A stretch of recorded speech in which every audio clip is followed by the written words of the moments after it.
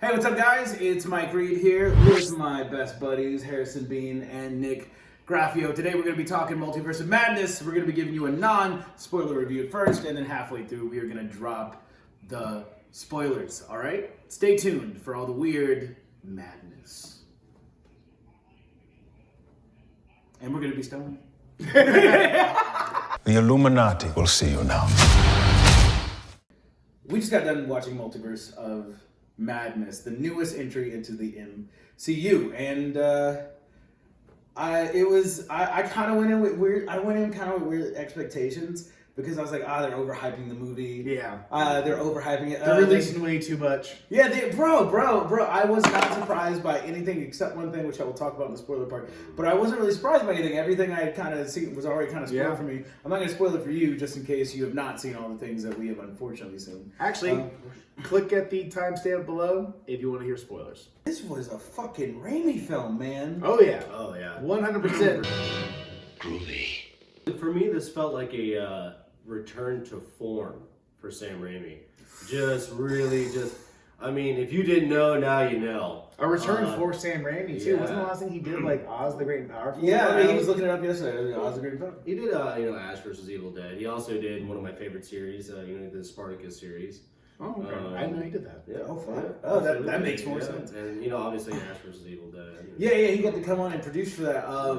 But seeing him back in the director's seat again was, I was pensive about it. I think, I was kind of tight about it, because I was kind of walking around, like, man, I don't know, man. They saw Drag Me to Hell, and they were like, oh, fuck, Sam Raimi. You tricked me, you black-hearted whore! For a while there, Sam Raimi could have, it was so weird. In the same breath, people would be like, yes, he created Spider-Man 2 and Spider-Man 3 we don't talk about. But it feels like he landed this bird. Honestly, this felt like a shift in the filming style for the MCU. They kind of have a very set style. The last time we saw a kind of break from that pattern was Eternals.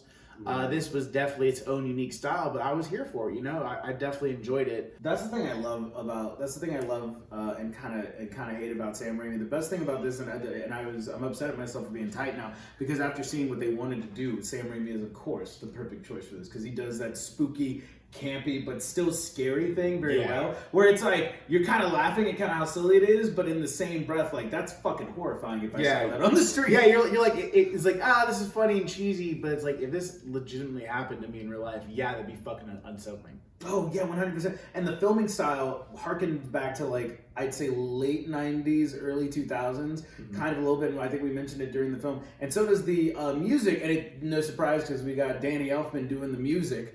And so it definitely had there was real 90. If you're a nostalgic person for superheroes back in the day, I think you'll like the way that this was shot. But if you love new stuff, you want to see something new, kind of exciting, you're also going to love it. It's a really nice blending of kind of the two schools of thought, or how we've grown as superhero movies over the last couple years. I think this is I said it before, but this seems like a very simple, straightforward story. You're dealing with a bunch of multiversal stuff, but at the end of the day, it's the entire story and motivation for Strange is I have to save this person, and that's it. It's not we've got to stop this mad titan who's eliminated half the world, and we have these moral conundrums. No, it's I want to save this person, and it almost breaks the formula of what an MCU film is, but it's not a bad thing at all. It's very refreshing actually, and so that's actually one of the things I love the most about this film is that it was. You're enjoying these characters, but you're not getting the same beats handed over to you. For me, the story deals a lot with it's in the trailer. What kind of Doctor Strange are you going to be? Yeah. And let's see what kind of Doctor Strange you're going to be. And it's very much a personal story for our main hero, kind of even figuring out himself, who the fuck am I? Am I good? I want to be good. I think I'm good. I'm pretty sure I'm good. And there's a lot of that. There's a lot of asking of those kinds of questions, and you see our protagonist kind of struggle with it. While at the same time almost try and be a mentor as the story goes on. He's being a mentor but also learning himself through the mentor kind of process. Yeah. This feels like a natural continuation of what we kind of started to see in Spider-Man. where he kind of starts to step into that mentor role. You know, he's an asshole, but he's not a dick. He's an asshole, but he's alright. All right, So we've talked about as much as we can without spoilers, I think, unless there's anything you guys want to drop that we haven't gone over. Gentlemen, shall we transcend these bounds and step into the multiverse? Yes, we shall. We're gonna get more stoned.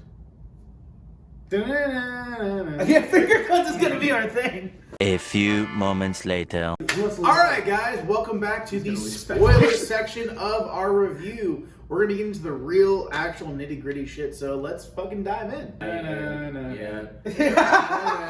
That was dope. That was dope. I felt safe. I did too. First time in 3 years. So it's weird. It's weird. Going like just quick throwback. But I remember like we had all those X-Men films. I grew up watching those X-Men films. Like I remember seeing X-Men 2 in high school, and so there was a period where they didn't have any films, and then like we got fucking not First Class, we got the one after. We got Days of Future Past, and there's a scene of Wolverine and Xavier rolling into Cerebro, and I felt at home. And seeing Xavier on screen in that yellow floating fucking chair, and it's fucking Patrick Stewart, he's talking, and they play the fucking X-Men theme in the background, I felt at home and like a little kid again, all at the same fucking time. Yeah. The Illuminati's world is cool. It's the comic world. You have all the teams, you have them all interacting, and it's almost like, man, I love the MCU, but can we like get a film or two in this world so I can just see like the X-Men, hang out with the Fantastic Four, hang out with the Inhumans, hang out with I don't know, the Midnight Suns, like like it's just, oh my god, it's so good. I can't It was wait. so great. You get all the Illuminati stuff, and a lot of that got spoiled already for a lot of folks.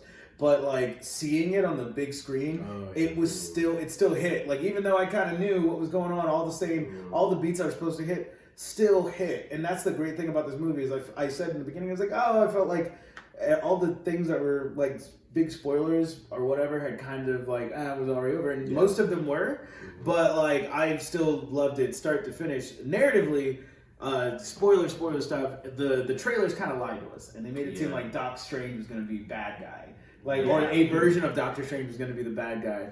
And it's the not Wanda Maximoff. It is the Scarlet Witch. fucking witch. And not only that, but what I love is that they give you they waste no time. Like straight up. Her first don't blink. Yeah, don't blink, but like her first scene, and all of a sudden there's a turn, and you're like, oh shit, we're in the fuck. Jesus Christ. Yeah, she's terrifying. So she's straight up like, there's times that like harken back to, I'd say, The Shining, like a couple of like little Shining stuff where she's walking after them like down a dark fucking tunnel and shit. Like it goes from being this massive like cosmic thing, and they do this scene in like a tunnel that is straight up harkens to The Shining. It was a surprising level. I'm surprised. Like remember when they were like Moon Knight is going to be one of the darkest MCU properties? Bullshit. It's Multiverse of Madness. Yeah, no, there's horror, like gore. There's like gore, like when she did the Black Bolt. I'm still not right. Actually, now that I think about it, it's very reminiscent of Thanos fighting the Guardians on Nowhere. If you think about it, because she just kind of pulls people apart. She just kind of like uses their own powers against them. I think I've said to you guys before, not the hugest fan of like America Chavez's necessarily look or the actress kind of who played her. Like it didn't feel like the America Chavez from the comics for me. However, I still enjoyed the story. Loved her in it. Had a good time. And for what they were trying to do, I get why they went the route they did. Because America Chavez, you can't be like the entire movie, be like, she's just a kid. You're going to let her murder a kid. She actually looked like a kid versus the comics where she looks like she's on test. What does it mean for the greater MCU, man? Like, what is the Darkhold is destroyed? Well, in every multiverse. Final out and out confirmation of a mutant. Like I understand that everyone was like, oh well, WandaVision kind of confirmed she had the abilities beforehand, but you know they haven't really used that M word. But we have an actual like known named mutant in the MCU now, which now canonizes which now canonizes the cartoons, and it canonizes the movies, the X-Men films.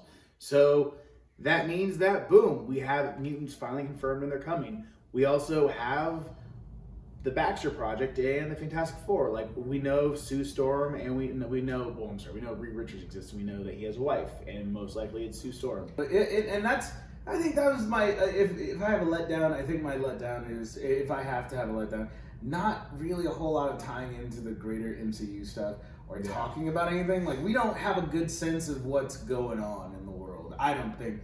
Like, we don't really have a good sense of it. Like, you could. There's been a lot of big stuff that's happened. And Yeah. they haven't addressed shit. Mm-hmm. Yeah. Like, Yeah, Moon talk Knight. about that. Yeah, like they had Moon Knight spinning the moon back again. I guess you could always argue, did that really happen? Who knows? But we also had the events of Eternals. We had the fact that the sky ripped open above fucking New York. No one talks about that. No one talks about the giant fucking celestial that appeared in the sky, or the giant celestial that's in the fucking ocean of Earth. Like, there's a lot of stuff that has happened, and realistically, the MCU desperately needs an on-the-ground pulse check. It really does.